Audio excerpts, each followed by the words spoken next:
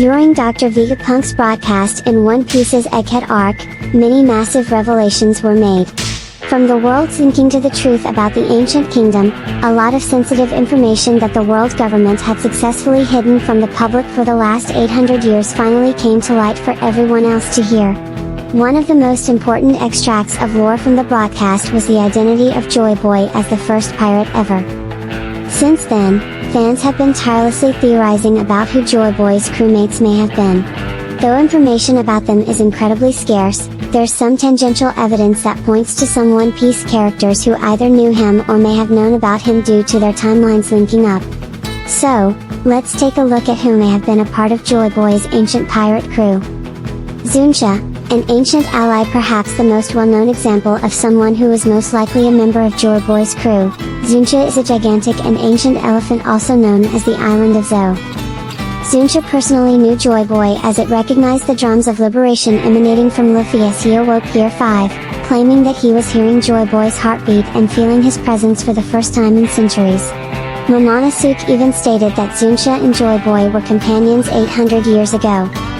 Ages ago, Zunsha was punished for an unspecified crime that it committed, the sentence for which was to wander around the world aimlessly, though some suspect that it has actually been walking towards something this entire time.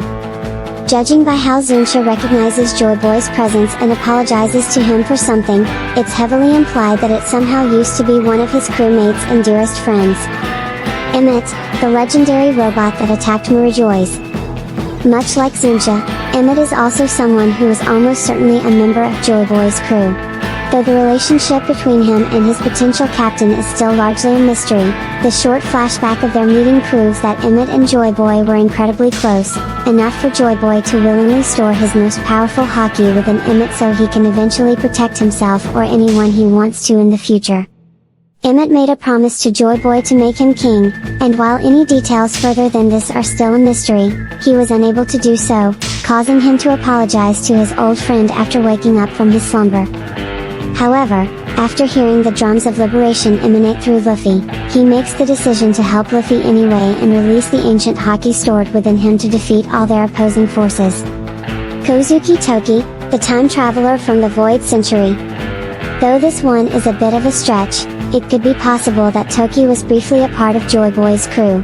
This is because, despite her being present during the time of Roger and Odin, she was actually born in the Void Century, where she ate the Toki Toki no Mi devil fruit that let her move herself or others forward in time. Though nothing is known of her time during the Void Century, she eventually traveled 800 years into the future. It is known that Toki would use her time-traveling abilities to get out of a dangerous situation, transporting herself to a time when the danger had long passed. So, the theory regarding her states that she was a part of Joyboy's crew but traveled forward in time during the final battle where he and the rest of the crew lost to what would later become the world government. Nefeltari D. Lily, the one who dispersed the poneglyphs. Perhaps the most important character in history after Joyboy himself, Nefeltari D. Lily is the reason why the poneglyphs exist in the world today. It is implied that she started off as Joyboy's enemy, as she was one of the original 20 rulers to come together to defeat the ancient kingdom, of which Joyboy is the only known resident. Upon defeating this kingdom, the 20 kingdoms would band together to form the world government.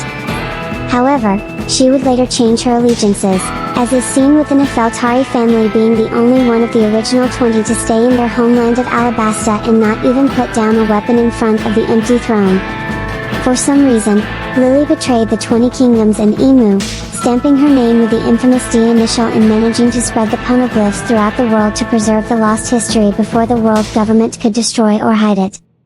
Emu, a theorized member of Joyboy's crew, the supreme ruler of the world government and presumably the rival of Joyboy, Emu is the greatest threat in the entire story.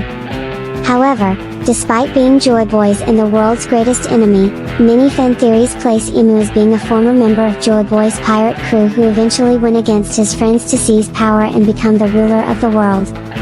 This may be seen in the hatred he still feels against Joyboy to this day, as well as how he felt his haki from half a world away, instantly recognizing the presence of his former friend coming back to haunt him after 800 years.